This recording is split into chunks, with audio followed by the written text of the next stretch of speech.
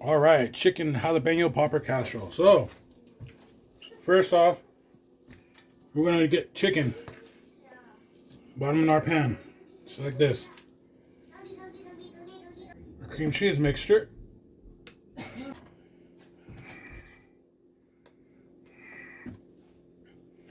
Just like that.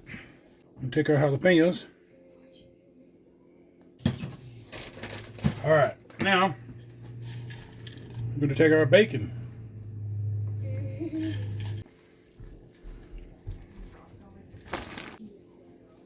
I took about 12 ounces of cheese.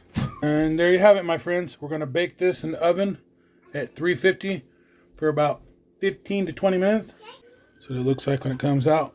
Bacon and cheese, jalapenos, chicken, it's creamy goodness.